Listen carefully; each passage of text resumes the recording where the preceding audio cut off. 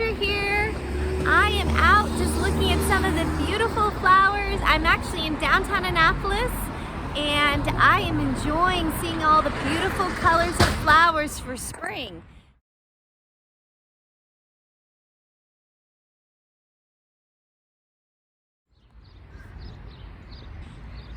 All right, so the nice thing about doing story time with Chesapeake Children's Museum is that we can do it virtually from anywhere.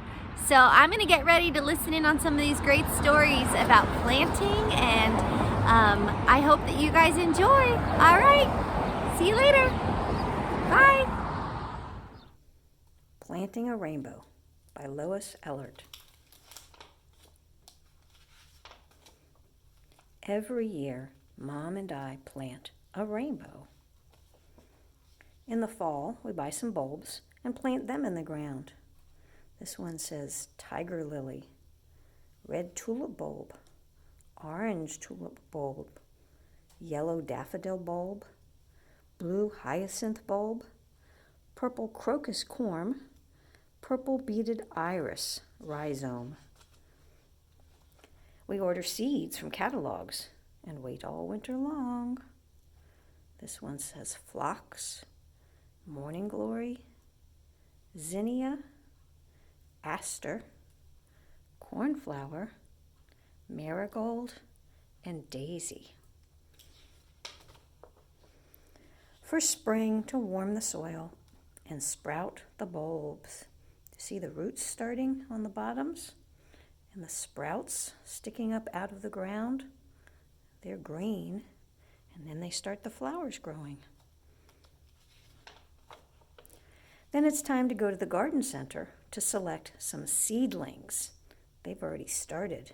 Let's start with this one. That's a rose, poppy, delphinium, violet, pansy, fern, and carnation.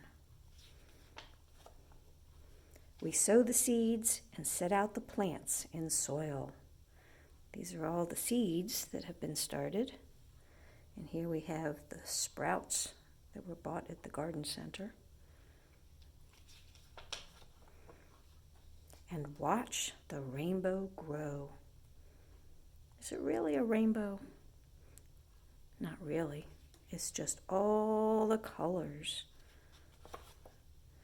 They grow and grow.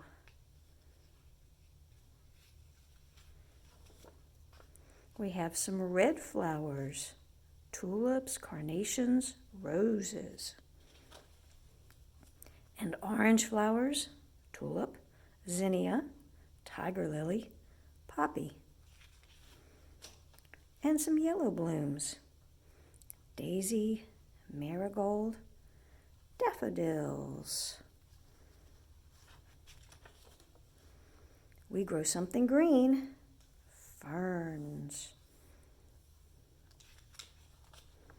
And some blue flowers, morning glories, delphinium, hyacinth, and cornflowers. And some purple flowers too, crocus, phlox, iris, violets, asters, pansy. All summer long, we pick them and bring them home. What a beautiful bouquet. And when summer is over, we know we can grow our rainbow again next year.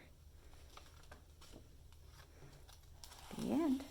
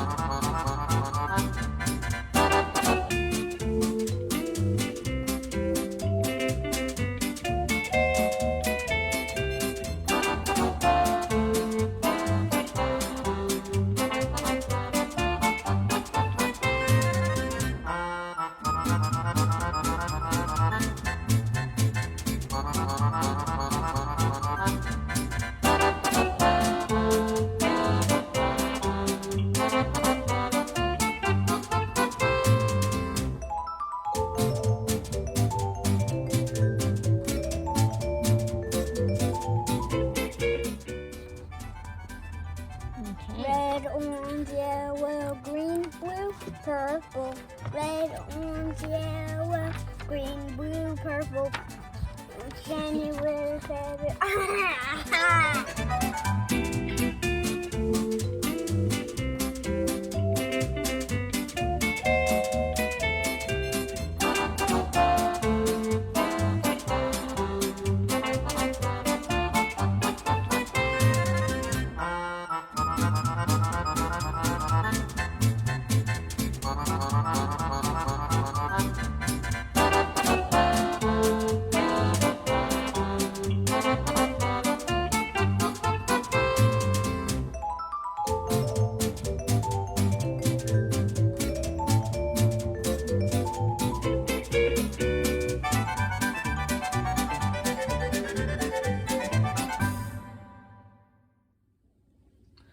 Tops and Bottoms by Janet Stevens.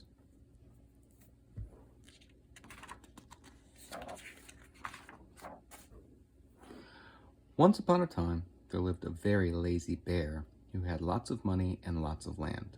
His father had been a hard worker and a smart business bear, and he had given all of his wealth to his son.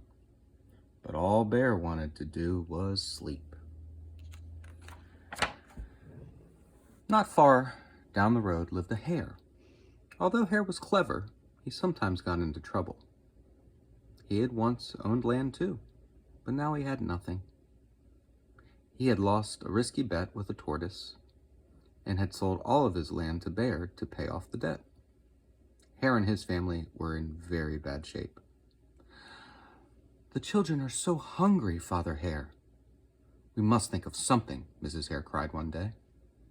So Hare and Mrs. Hare put their heads together and cooked up a plan.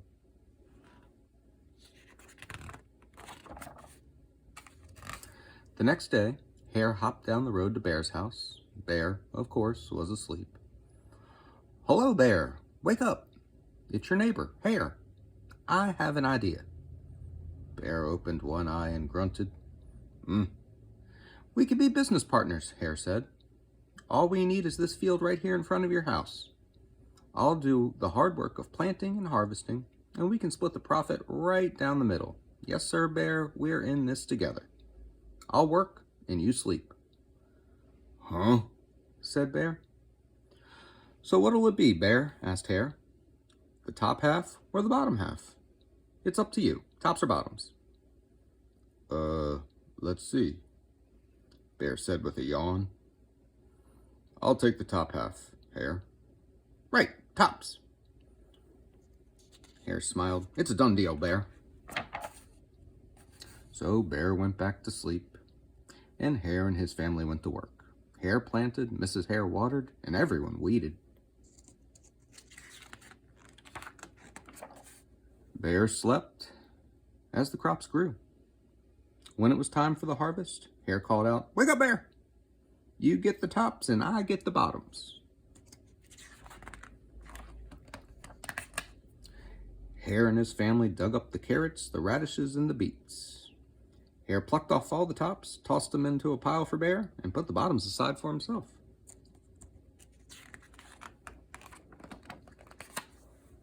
Bear stared at his pile. "But Hare, all the best parts are in your half." "You chose tops, Bear," Hare said. "Now, Hare, you've tricked me. You plant this field again, and this season I want the bottoms." Hare agreed. "It's a done deal, Bear." So Bear went back to sleep, and Hare and his family went to work. They planted, watered, and weeded. Bear slept as the crops grew. When it was time for harvest, Hare called out, "Wake up, Bear! You get the bottoms and I get the tops." Hare and his family gathered up the lettuce, the broccoli, and the celery. Hare pulled off the bottoms for Bear and put the tops in his own pile.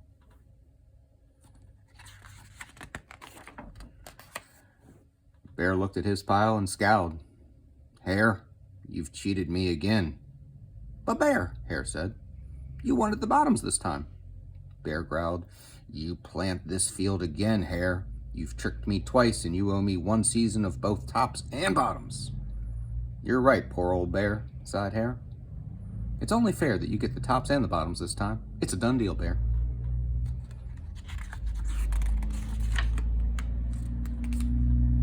So Bear went back to sleep, and Hare and his family went to work. They planted, watered, and weeded, then watered and weeded some more.